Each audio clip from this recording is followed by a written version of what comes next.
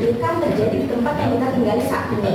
Jadi memang diperlukan adanya proses pengetahuan mengenai mitigasi bencana yang berhubungan dengan kearifan lokal di dalam proses pembelajaran IPS, sampo, memakai sabun, kemudian masih mau memakai gawai meskipun tidak semua Bapak Ibu kemudian mereka keluar melakukan proses jual beli, tapi kalau di Bali daerah itu tidak.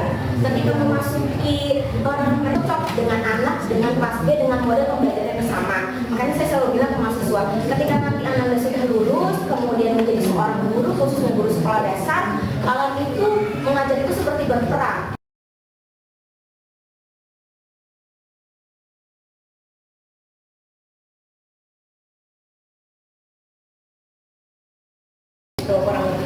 Perkenalkan kepada Ibu, nama saya Indah Wardana PPD. Saya lahir di Cirebon, tempat tinggal di Bekasi. Alhamdulillahnya mempunyai suami orang Garut. Orang Garut. Kemudian baru di PGSD 2 tahun ini. Jadi memang masih baru. Jadi mohon maaf ya Bapak Ibu, saya masih muda, tapi sudah memberikan instruksi kepada Bapak Ibu yang masih senior seperti itu. Jadi apabila ada kesalahan kata, untuk kata yang kurang sopan ataupun hal-hal yang tidak berkenan mohon dimaafkan seperti itu. Baik, kepada Ibu, saya untuk TKM kali ini membahas mengenai penguatan kearifan lokal dalam memitigasi bencana pada pembelajaran IPS di sekolah dasar dan Kabupaten Garut, Jawa Barat.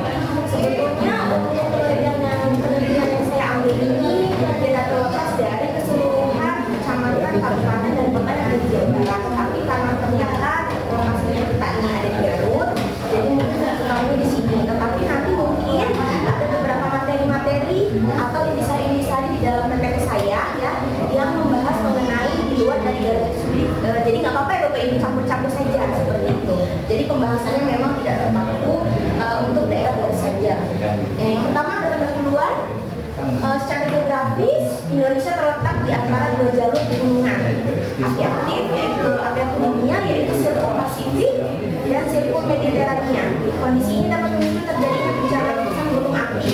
Secara kondisi Indonesia juga merupakan negara yang di atas tiga lempeng tektonik aktif, yaitu lempeng Asia, Indo-Australia, dan Pasifik. Kondisi ini dapat memicu terjadinya bencana gempa bumi, tsunami, tanah longsor. Selain itu, Indonesia juga menjadi langganan berbagai jenis bencana hidrometeorologis seperti bencana angin, puting beliung, banjir, tanah longsor, kekeringan, kebakaran hutan, dan lainnya. Ini menurut Hadi et al. 2019. Sambil tidak heran juga Indonesia juga terkenal sebagai negara dengan kerawanan bencana yang cukup tinggi. Mungkin Bapak dan Ibu, itu kenapa harus IPS mengambil penelitian atau fokusnya dari mitigasi bencana, kemudian disambungkan dengan kearifan lokal. Karena kita tahu bahwa di Jawa Barat ini banyak beberapa daerah-daerah yang masih mempertahankan adat istiadat. Adat istiadat ini masuknya ke dalam kearifan lokal ya Bapak dan Ibu, di mana contohnya seperti di Kampung Naga, kemudian ada di suku Baduy seperti itu. Nah kemudian mungkin ada juga seperti yang sudah dibahas oleh dosen-dosen sebelumnya. Di sini ada juga seperti arak-arakan ketika anak pada sunatan, seperti atau mungkin ketika ada hajatan perkawinan seperti itu, atau mungkin oleh acara-acara lainnya. Nah adat dan istiadat seperti itu masuknya ke ranah kearifan lokal. Nah tapi memang bisa disebut pautkan dengan mitigasi bencana atau perencanaan di dalam bagaimana menanggulangi dari ketika adanya proses bencana. Tapi mungkin kita tidak ingin bencana itu sebetulnya ada menimpa kita, menimpa keluarga kita, atau menimpa daerah kita yang kita tinggali. Tetapi hal tersebut kita tidak bisa memilih, kita tidak bisa menolak, tidak bisa mengukur, tidak bisa menawar bahwa ternyata mungkin Tuhan sudah memikirkan terjadi di tempat yang kita tinggali saat ini.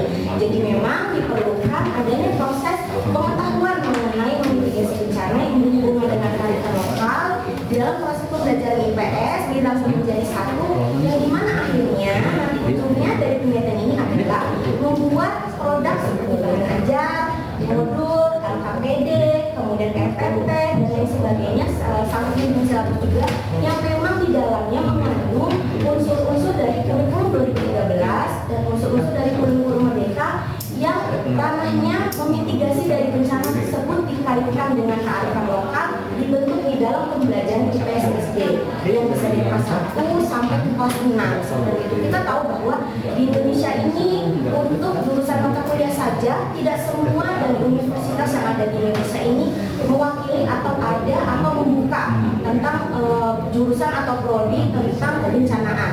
Di UNJ ini baru ada Bapak dan Ibu, tapi masuknya ke prodi pemadam kebakaran. Nah, seperti kita tahu ya bahwa sekarang banyak pemadam kebakaran tidak hanya bertugas sebagai seorang pemadam kebakaran saja, tetapi juga melamar atau menjadi petugas-petugas yang memang serba dadakan ketika ditelepon. Contoh misalnya kita ada anak atau ya contohnya seperti kucing yang ada di got, atau mungkin kucing yang terjebak di atap rumah, atau mungkin di selokan, atau mungkin di jaring-jaring tiang listrik, atau mungkin juga ketika misalnya ada bapak dan ibu mengalami kecelakaan seperti kompor gas yang meledak atau apapun sebagainya. Nah, pelajaran tentang memitigasi bencana itu belum diterapkan, khususnya di ranah sekolah dasar, apalagi di ranah sekolah-sekolah sebelumnya yang memang dasarnya itu sebelum sekolah dasar. Nah, anak-anak ini masih sangat minim pengetahuan kita sebagai calon pendidik. Nantinya mungkin untuk anak-anak ibu yang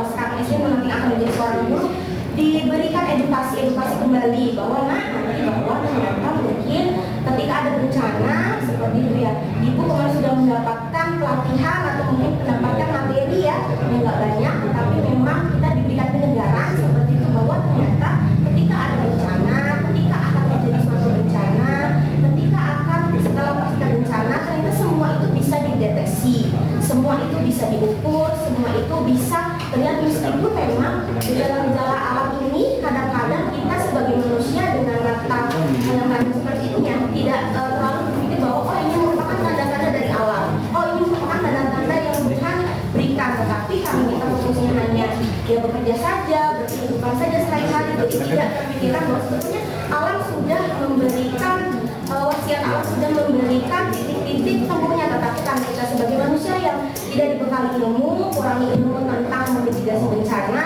tentang kebencanaan ini, jadinya memang agak kurang paham. Nah, ketika sudah terjadinya bencana tersebut, kita baru merasa bahwa oh iya mungkin saya sebagai manusia, saya sebagai seorang pendidik, mungkin pasti ada hal-hal atau informasi-informasi yang saya terlewatkan.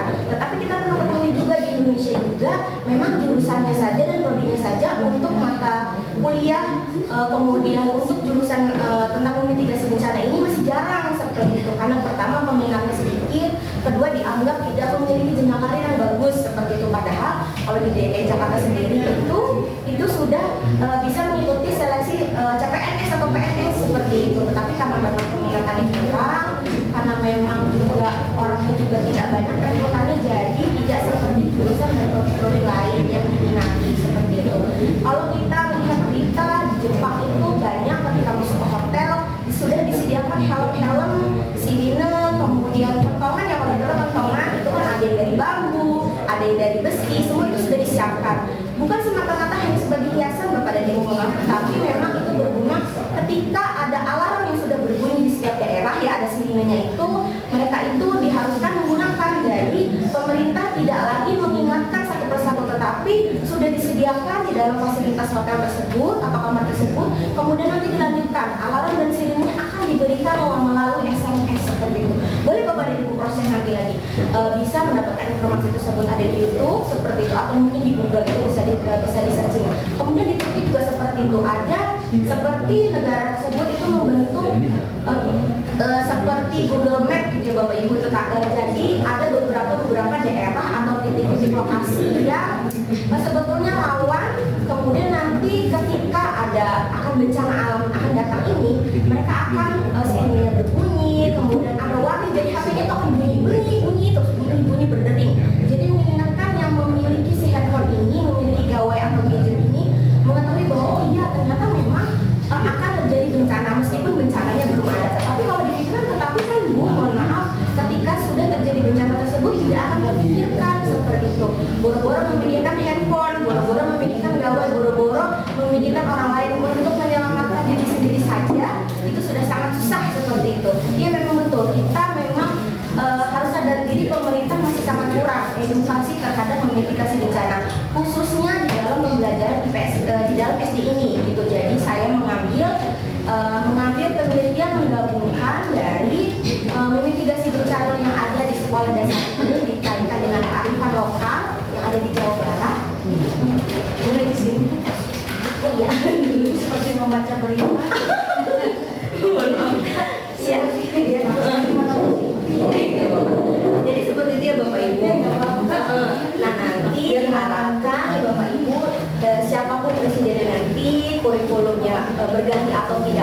menterinya pendidikan yang berganti atau tidak pun seperti itu, diharapkan apa yang saya bawakan, dosen-dosen senior sebelum saya bawakan ini bisa menjadi evaluasi, ini bisa menjadi refleksi, ini bisa menjadi asesmen, ini bisa menjadi pembelajaran poin-poin penting bahwa sebetulnya banyak sekali yang harus dievaluasi ke depannya, khususnya dalam rangka dunia pembelajaran dan pendidikan khususnya di sekolah dasar ini. Karena saya ini hubungan dengan IPSan, berarti menitik beratkan dengan kebencanaan alamnya, kegawatan daruratannya, kearifan lokal yang diambil, seperti contoh Bapak dan Ibu kearifan lokalnya yaitu ketika di suku Baduy, kebetulan kan saya sudah pernah ya Bapak Ibu di dalam luar, sangat terlihat jelas bahwa ketika memasuki gerbang mereka itu, rumahnya itu kan mereka tidak menolak, kalau bagi luar itu menolak semua kecuali memang yang masih bisa ditoleransi, karena mereka dari dalam di luar itu sudah dianggap melampaui batas, jadi mereka masih memakai sampo, memakai sabun, kemudian masih mau memakai gawai meskipun tidak semua Bapak Ibu, kemudian mereka keluar melakukan proses jual beli, tapi kalau di dalam itu tidak. Ketika memasuki orang mereka itu terlihat bahwa panggung-panggung rumahnya itu sudah sedemikian rupa itu berbeda, tidak seperti kita. Contohnya seperti ini. Ya, ini gambar pertama, konstruksi kuda-kuda rumah bambu tanpa gempa. Kemudian yang kedua yaitu skema zonasi tata ruang penggunaan mikro. Jadi dapat dilihat bahwa ternyata mereka sangat memikirkan situs-situs setiap sisinya. Bagaimana akhirnya menggabungkan bukan dengan menggunakan semen Bapak dan Ibu, tetapi menggunakan tali rafia atau mungkin tali-tali gabut yang sudah mereka uraikan ya sehingga menjadi lembut. Kemudian bisa mereka buat area seperti kepang, kemudian mereka talikan dari satu bambu ke bambu lain seperti. Nah, kita juga tahu bahwa di Mesir saja zaman dulu tidak menggunakan semen, tidak menggunakan aci Bapak dan Ibu, tetapi menggunakan putih telur untuk merekatkan satu dengan yang lainnya. Nah, ini pun ya seperti itu sama di daerah Baduy seperti itu gitu. Tidak hanya di Baduy, di Kampung Naga pun seperti itu. Jadi memang sangat dipikirkan sebelum membangun rumah fondasinya seperti apa, tanahnya seperti apa, apakah memang tanah sawah, apakah memang tanah gambut, apakah memang tanah rawa.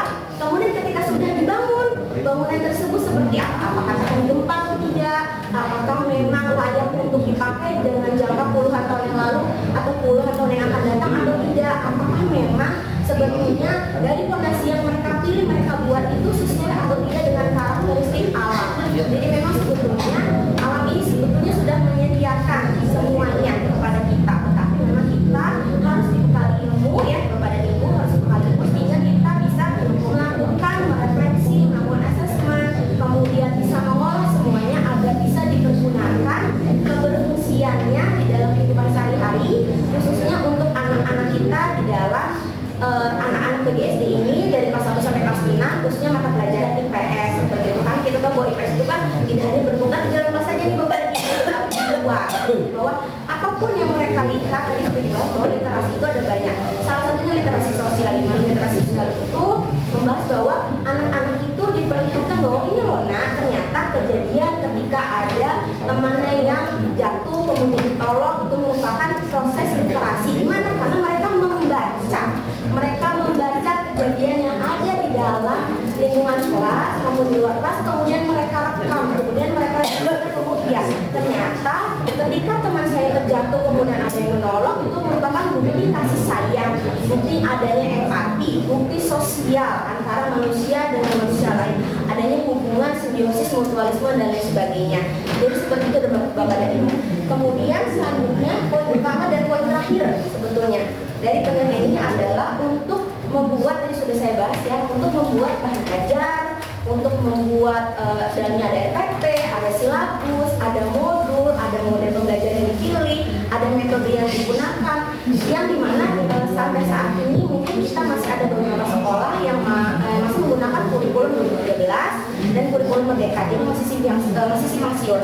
Jadi memang ini belum terpaku pada kurikulum Merdeka. Kemudian tujuannya untuk mengidentifikasi mitigasi bencana berbasis kearifan lokal dan mengintegrasikan dalam pembelajaran. Jadi di dalam pembelajaran IPS seperti apa? Mengkolaborasikan kearifan lokal tersebut dengan memitigasi bencana, kemudian dibentuk menjadi satu kesatuan yang terpadu yang bisa Bapak dan Ibu pergunakan di dalam proses pembelajaran nanti dalam kelas. Kemudian selanjutnya yaitu ada pemetaan pada masing-masing tema dan subtema. Kan kita tahu bahwa program BPS pembelajaran lintas itu kan subtema dan temanya banyak ya Bapak Ibu, jadi memang harus disesuaikan mana yang memang pas dengan materi kearifan lokal, mana yang memang berhubungan dengan memitigasi bencana, mana yang ternyata ketika semuanya disatu padukan itu bisa menjadi satu kesatuan terpadu yang bagus.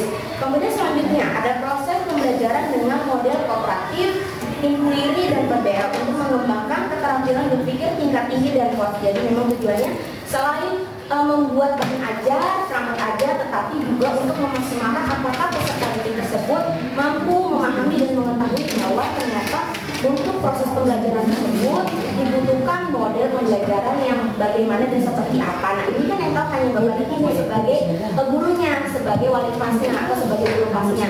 Untuk kelas tersebut atau contohnya misalnya untuk kelas A ternyata model pembelajaran yang digunakan tidak cocok dengan anak dengan kelas B dengan model pembelajaran yang sama. Makanya saya selalu bilang ke mahasiswa, ketika nanti Anda sudah lulus kemudian menjadi seorang guru, khususnya guru sekolah dasar, kalian itu mengajar itu seperti berperang. Ketika berperang itu harus membawa senjata. Senjata itu apa? Senjata itu adalah genggaman tangan. Apa Ibu? Yaitu adanya model pembelajaran yang digunakan, metode pembelajaran yang digunakan, tujuan pembelajaran yang digunakan, strategi tujuan pembelajaran yang digunakan, kemudian nanti ada refleksi, ada asesmen, evaluasi dan lain sebagainya. Jadi ketika berperang itu sudah tidak memikirkan menggunakan perangnya apa, perang apa, alat apa, tetapi karena semua ada di dalam genggaman tangan sudah berjalan saja seperti yang saya harapkan. Bapak dan Ibu juga seperti itu nanti ketika tadi diarahkan oleh Pak Supriyanto tersebut membuat PTK dari AKPD nanti bisa disangkut pautkan tadi pembahasannya mengenai PTK. Kemudian oleh Mas Evita, oleh Bu Evita pembahasannya sebenarnya pendidikan karakter. Kemudian oleh Bu Endang tadi mengenai PTK tetapi menitik beratkan tentang matematika. Kemudian oleh Bu Rosina menitik beratkan mengenai olahraga khususnya di dalam modifikasi permainan. Kemudian di saya yaitu mengenai memitigasi bencana dan kearifan lokal.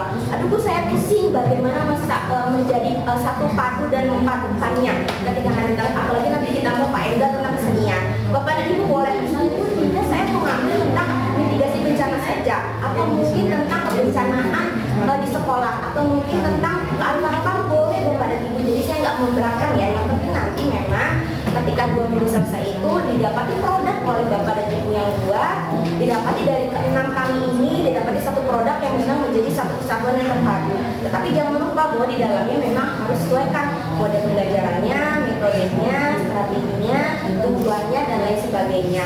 Dengan tujuan apa? Untuk membentuk manusia yang tangguh dalam menghadapi bencana sejak usia dini. Karena kebetulan kami dari PGSD, maka sosialisasi dari PGSD, jadi kami berharap nanti dari ke-6 kami termasuk saya juga, tidak hanya hari ini saja transfer ilmunya, tidak hanya hari ini saja kita berdiskusinya, tetapi nanti bisa berkesinambungan dan berkelanjutan. Mungkin bisa jadi ini bisa menjadi titik cerah atau titik temu Bapak dan Ibu untuk membuka wawasan-wawasan peserta didik lagi nanti ya, ketika di kelas dia kemarin dapat saran atau dapat arahan atau dapat ide dari Bu Evita, Bu Endang, kemudian Pak Komar, kemudian dari saya, jadi seperti itu. Jadi nanti bisa memberikan inspirasi, saya harap seperti itu, meskipun memang produk akhirnya membuat suatu bahan ajar, tapi karena ini kita memang jadi satu, jadi fokus saja di situ seperti itu, tidak fokus dibuat bahan ajar yang utuh dari materi saya seperti itu. Kemudian kesimpulannya Bapak Ibu, karena kita waktu ini tidak terbatas, berdasarkan hasil kajian maka dapat disebutkan bahwa peranan kearifan lokal sangat penting sebagai bahan acuan pendidikan kebencanaan. Implementasi kearifan lokal dalam pendidikan kebencanaan dapat dilakukan dengan berbagai metode dan atau cara seperti pengembangan materi, sumber belajar, bahan ajar, model pembelajaran, media pembelajaran, serta manajemen pendidikan dan pembelajaran. Jadi memang Bapak dan Ibu sangat berpengaruh, tidak hanya kita sebagai pendidiknya saja, tetapi bagaimana pemerintah daerahnya dan pemerintah pusatnya untuk mengatur keseluruhan seperti itu. Meskipun memang sekarang selalu berpikir bahwa itu kan nanti bagaimana nantinya, itu kan bagaimana yang memang betul, tetapi kita sebagai calon pendidik, sebagai seorang pendidik juga kita harus mengikuti bagaimana maunya zaman. Jadi kita harus terus mau belajar, jangan pernah merasa berpuas diri. Kemudian melalui serangkaian kegiatan pendidikan kebencanaan itu diharapkan dapat meningkatkan dan memperkuat karakter siaga bencana bagi segenap siswa, bagi segenap siswa. Arti jadi berurut Bu Evita tentang karakter, kemudian Bu Endang juga sama, kemudian Pak Supirman juga sama, kemudian saya juga menyambung. Nah mungkin nanti Pak Endang juga sama seperti itu. Oleh sebab itu pendidikan kebencanaan berarti sekarang kalau kami semestinya harus dilaksanakan di semua jenjang pendidikan, mulai dari jenjang pendidikan tingkat dasar sampai jenjang pendidikan tinggi. Jadi saya berharap kita berdoa saja kepada Ibu, semoga siapapun pemerintahnya, siapapun pemimpinnya, siapapun menterinya, bagaimana kebijakannya, semua akan terus dievaluasi, semua akan terus mengalami peningkatan, sehingga bukan hanya kita saja sebagai pendidik yang harus paksa dan mau tidak mau untuk belajar, tapi juga pemerintah juga melihat bahwa sebetulnya guru-guru juga menginginkan semuanya ini berjalan dengan baik, normal, dan terus berkesinambungan dengan hal-hal yang baik. Tetapi memang semua fasilitas, semua hal-hal yang diperlukan oleh kita sebagai seorang guru itu dipenuhi oleh pemerintah. Jadi mungkin seperti itu Bapak dan Ibu. Saya harapkan nanti dari keenam kami ini bisa menjadi satu kesatuan yang terpadu ya. Jadi boleh nanti Bapak dan Ibu mengambil alih-alihnya saja boleh, mitigasi bencananya saja boleh, atau mungkin juga mau dua-duanya saja karena memang mungkin dirasa berkesinambungan dengan pendidikan karakter atau pembahasan karakter dari dosen-dosen